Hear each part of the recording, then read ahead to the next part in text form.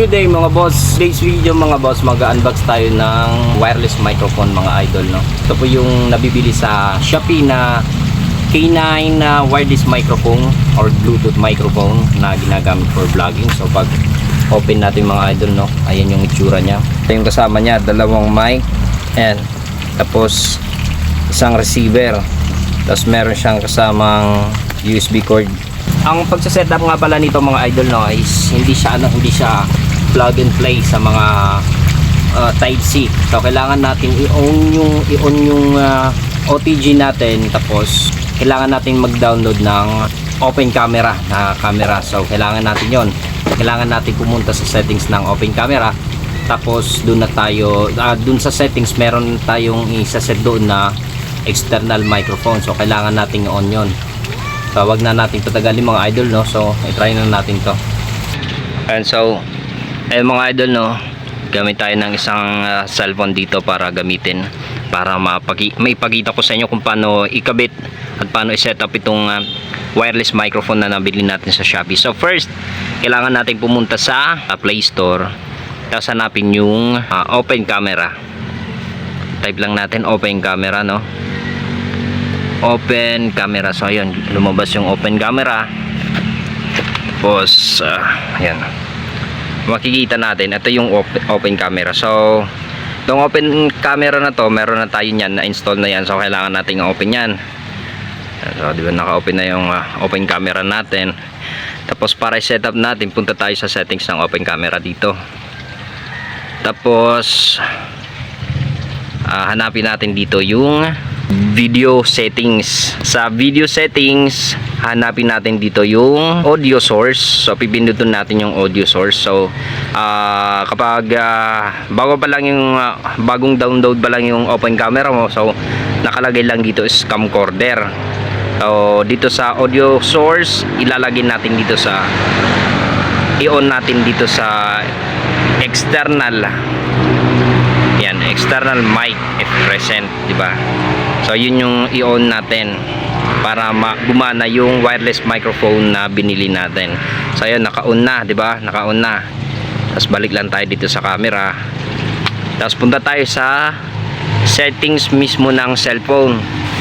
So yun yung sinasabi ko, hindi siya plug and play mga idol, no. Pero kapag nasanay na kayo dito, hindi na ito ganito kahirap. So madali lang to. Punta tayo dito sa settings ng cellphone natin, tapos i-type natin para hindi tayo mahirapan maghanap. Type lang natin yung OTG, tapos search. So paalala lang mga idol, no, so itong wireless microphone natin is Type C. Type C siya. So yun, lumabas na yung OTG connection. So kailangan natin i-on yan, yung OTG connection. Ayun, kapag naka-on na yung OTG connection natin, itong microphone natin, microphone receiver natin, meron tayong makikitang butas dito na maliit. Yan, kung nakikita ninyo, hindi siya makapag focus. Yan, yung maliit na butas na yan, iilaw yan kapag sinalpak natin dito. So ayun, naka-on na yung OTG natin. Tapos kung mapapansin natin mga idol, no, umiilaw na ng pula. Umiilaw na ng pula yung yung receiver natin. So connected na siya sa cellphone natin mga idol. Punta na lang tayo sa open camera natin. Ayan, so open camera, naka-open na yung camera natin na open camera. Tapos dito, kuha tayo ng mic natin. So hindi pa siya naka-on. Ito lang yung power button niya sa likod. Pindutin lang natin yan. Tapos ayan, green na dito. Tapos kung mapapansin natin mga idol, no, nakailaw na rin dito sa yan, steady na yung red light nya doon sa receiver.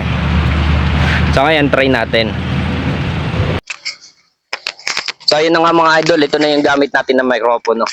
Ito na yung microphone na gamit natin, yung K9 na wireless or yung Bluetooth microphone natin. Na-try ko na to mga idol, no, yung sound niya is hindi ganun ka-quality pero naintindihan naman, di ba? Yun yung good sa kanya kasi gumagana. Ngayon try natin kung saan ba yung hangganan ng range niya, kung gaano ba kalayo yung kaya niya from receiver to dito sa microphone niya.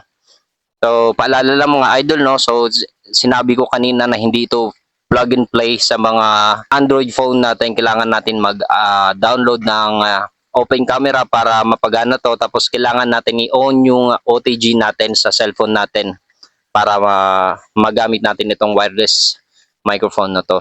So try natin yung range niya mga idol, no.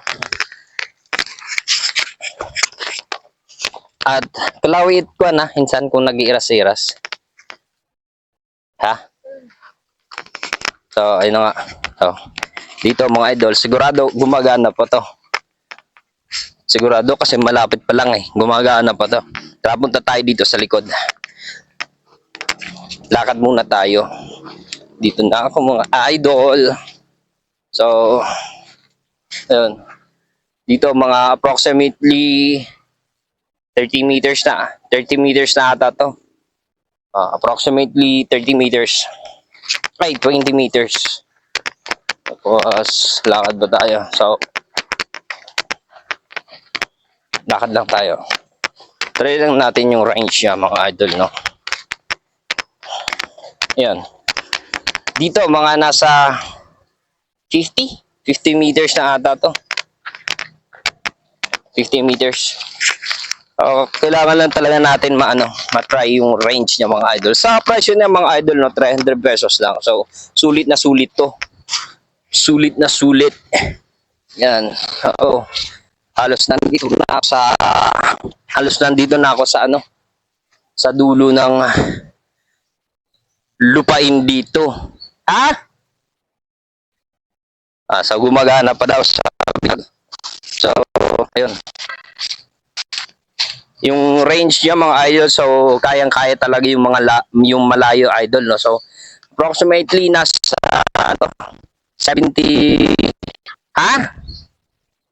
nasa 7 meters. So, gumagana siya mga idol, no. Yung quality lang talaga ng microphone na to mga idol is hindi siya talaga goods. Hindi goods yung quality niya kasi medyo muffled siya. Pero goods yung presyo niya, 300 pesos lang. Tapos, meron siyang feature na noise reduction. Yun yung the best mga idol, no. Noise reduction kasi sa paligid, especially yung hangin. Kapag nagwa-vlog tayo, di ba? Hindi gaano marinig ng audience natin yung salita natin kapag mahangin. Tapos kapag may maraming tao. Kaya kailangan natin yung noise reduction para nagfo-focus lang yung video natin or yung audio natin sa boses natin, di ba? So ayun, eto na ako mga idol. Papalipit na ako sa inyo. So yun lang. Tapos meron pa siyang ibang mga features mga idol, no. So meron siyang hindi ko pa na-try pero mag-search na lang kayo sa ibang mga channel kung paano ba gamitin yung echo. So meron siyang feature ng echo kung gusto mong kumanta. Meron siyang echo, tapos meron siyang mga feature na pwede mong tanggalin yung noise reduction para yung maririnig mo yung ingay na nakukuha ng microphone na to, di ba? So yun lang mga idol. Meron siyang clip na kasama mga idol, no. Ayan, so meron siyang clip, pwede mo siyang i-clip dito. Pero mo siyang i-clip dito. So ako idol, no, mas prefer ko yung may clip kaysa sa hahawakan ko para naman akong timang kakahawak ng microphone, no. So mas maganda yung ganito, may clip. So para yung dalawa kong kamay is free at pwede ko siyang maituro or kung may kukunin ako kasi meron namang clip yung microphone. Yun lang mga idol, quick review. Follow, subscribe.